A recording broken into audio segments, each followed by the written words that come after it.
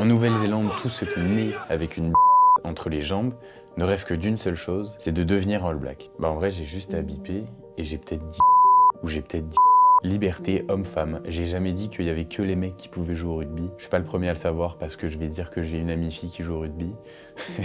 Oh là là là là là là, cette introduction honteux.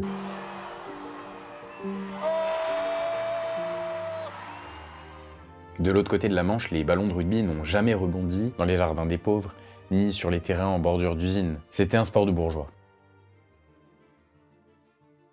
Les amis, je suis très content de vous retrouver aujourd'hui. Le concept, il est très simple. J'ai deux histoires à vous proposer. La première histoire, ça va être les All Blacks. On a une histoire un petit peu longue. Et par la suite, on va parler des Anglais, qui sera une histoire un petit peu plus courte pour terminer, pour clôturer cette vidéo. Vous le savez, il y en a une qui a créé le rugby et l'autre l'a réinventé. Le rugby en Nouvelle-Zélande, c'est le sport qui a sauvé les différents peuples maoris de la misère. Mais avant de devenir une grande nation du rugby, ça a été très difficile et c'est là justement que notre histoire elle commence. Les Maoris sont les premiers peuples en Nouvelle-Zélande, donc au XIIIe siècle, sachant que le nom Nouvelle-Zélande, il n'existait pas encore. Je vous dis Nouvelle-Zélande, mais il n'y avait pas de nom. Ils sont donc d'origine polynésienne et ils établissent un système de tribus, divisés en clans qui s'affrontent parfois, mais qui s'unissent pour lutter contre d'autres tribus rivales. Ça c'est important, dans la suite de l'histoire c'est très important. Le plus important à l'époque pour ces tribus, c'était pas d'avoir une coque Rhino Shield ou un VPN, c'était d'avoir des accès pour la chasse et pour la pêche. Il fallait survivre frère, c'était obligatoire. Aujourd'hui, l'aspect guerrier a son utilité, non pas pour tuer ou manger, mais vous l'avez tous vu comme moi, dans le sport, comme le rugby. Il y a aussi l'attachement à la tribu qui est très importante chez les All Blacks et on comprend plus facilement pourquoi ils sont tous unis. Il y a eu des périodes très sombres et beaucoup de sang a coulé. Ils ont perdu énormément des leurs, mais malgré ça, ils sont restés ensemble et soudés. Les premiers Européens arrivent donc quelques siècles plus tard, en 1642. Abel Tasman, à l'époque, ces explorateurs sont hollandais et ils surnomment cette île Noa Zealandia. Je sais pas si je le prononce bien, mais voilà. Les premiers contacts avec les Maoris, ça se passe pas très bien, c'est même la guerre. Tu es considéré comme une tribu d'ailleurs, donc ils veulent pas de toi. Et c'est la guerre. La Nouvelle-Zélande est donc enfin sur la carte, mais quand les Européens ils sont rentrés au pays, ils ont raconté leur mésaventure et ils ont dit que clairement c'était une terre qui était sauvage, peuplée de cannibales, et ça en a découragé pas mal plus d'un de financer un prochain voyage. En 1769, le capitaine Cook longe toute la côte de la Nouvelle-Zélande et il cartographie tout. Là j'ai réussi à le dire. Cartographie.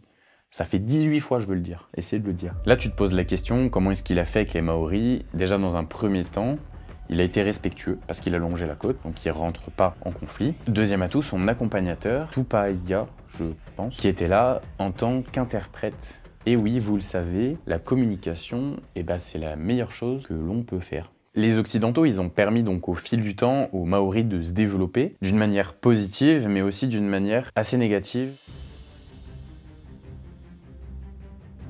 La raison du conflit, elle est très simple. Toi, tu as des armes et pas moi. Ok, très bien, je te fais la guerre parce que moi, j'en veux aussi des armes. Ça fait donc 20 000 morts et à la fin, on est enfin à armes égales parce que moi aussi, j'ai des armes. Ça paraît fou quand même. La signature du traité de Waitangi le 6 février 1840. Ce traité, c'est l'acte fondateur de la Nouvelle-Zélande. La fête nationale est toujours célébrée chaque année à cette même date. Le traité y restreint la vente uniquement aux Britanniques et il est censé aussi garantir les droits de propriété aux Maoris. Oui, j'ai bien dit, il est censé. Vous vous souvenez du capitaine Cook, il a cartographié les contours de l'île du Sud, mais il reste évidemment tout l'intérieur de l'île à explorer. Et c'est ce qui fait qu'il y a eu des découvertes assez conséquentes, notamment avec des filons d'or. Et je peux vous dire que ça a attiré pas mal de monde. Évidemment, tout ne va pas se passer comme prévu. Et vous le savez qu'un Anglais qui s'installe à cette époque, il aimait bien prendre ses libertés. Donc petit à petit, on a des terrains qui changent de main sans qu'il y ait vraiment de vente qui ait lieu. Et donc il n'y a pas la procédure et pas suivie également, ce qui énerve petit à petit les Maoris. Et c'est à force de ne pas respecter ces règles qu'une guerre va éclater, une guerre qui va durer pendant plus de 50 ans, avec une lourde perte humaine. On parle à l'époque d'une présence britannique de 250 000 et d'une présence maori de 50 000 personnes. Malgré la différence de nombre et les ressources infinies des Britanniques, qui arrivent en grand nombre. Ils avaient clairement aucune limite. La guerre, elle a terminé parce que les Maoris, ils n'avaient plus les ressources pour pouvoir se nourrir et tout simplement nourrir leur famille. C'est vraiment ça qui les a fait capituler tout simplement. À la fin du 19e siècle, la Nouvelle-Zélande est un territoire qui est pratiquement désert, peuplé de colons britanniques et de Maoris. On l'a vu ensemble, hein, et les migrants, ils arrivent donc en quête de fortune, et la plupart, ils décident soit de devenir fermiers ou de simples ouvriers. La vie est difficile et les divertissements sont rares. On parle de bagarres et d'alcool. Voilà, c'est aussi triste que ça. Et puis un jour, il y a un homme qui est arrivé, c'était le fils de parlementaire aisé, qui arrive de Londres, avec dans son sac les règles d'un nouveau sport, le football rugby. Et vu qu'il n'y avait pas grand chose à faire, vous l'avez bien compris, ça a été le prolongement récréatif de leur culture, un peu rustique, hein, parce que oui, à l'époque, le rugby, c'était quelque chose de bourrin, c'était un sport qui débutait, hein, donc, mais il faut bien commencer quelque part, on commence tous quelque part. Hein. En quelques années, le rugby devient le sport national, le centre de la vie sociale, dans les zones rurales, ce qui veut clairement dire toute la Nouvelle-Zélande. Et en 1888, la première équipe nationale part faire une tournée chez les Britanniques. Et ouais, chez les Anglos. C'est Thomas Ellison qui impose alors 2 emblèmes néo-zélandais, le maillot noir frappé de la fougère et le deuxième, je sais que tu sais, nous savons.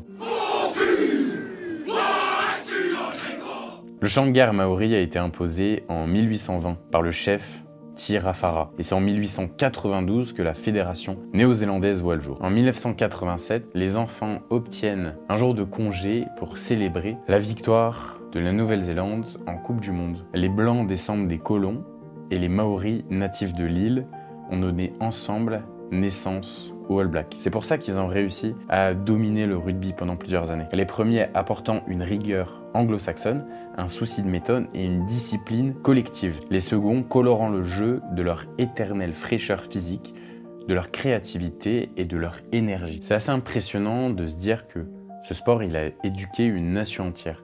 Les All Blacks sont considérés comme des héros en Nouvelle-Zélande, des hommes exemplaires, courageux, humbles. Pendant plusieurs années, ils ont dominé le rugby très largement. Maintenant, plusieurs nations réussissent à faire tomber le géant noir. Et je peux vous garantir qu'on ne doit pas oublier cette équipe.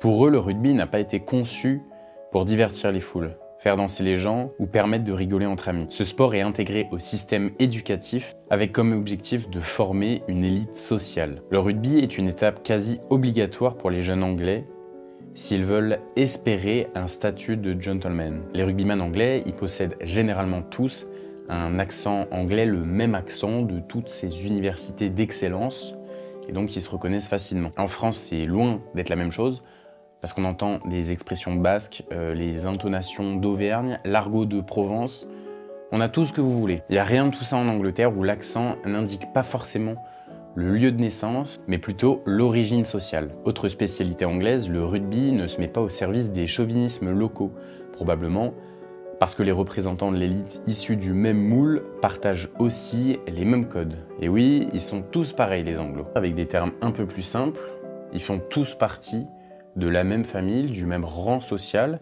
et donc ils jouent entre potes. Si je prends encore l'exemple de la France, le club d'en face, t'as qu'une seule envie, c'est de le poutrer, c'est pas ton meilleur pote. Et en Angleterre, c'était comme ça jusqu'en 1990. Et oui, il n'y avait pas de championnat et pendant plus d'un siècle, les meilleurs joueurs, ils jouaient dans le même club, avec les mêmes personnes, des matchs infinis sans compter les points, parce que c'était la famille. Le rugby, du côté anglais, c'est un bon moment évidemment pour venir voir un beau match de rugby, mais aussi c'est évidemment le moment de parler business. Et chaque année pour ça, donc, il y a la célèbre rencontre entre Oxford et Cambridge. À la différence encore, la France, j'aime bien comparer. Le rugby français, il est imprévisible, violent et mal élevé. Et il est humain d'admirer secrètement ce que les autres possèdent et à ce titre, le French flair, les angoisses et les déboussoles.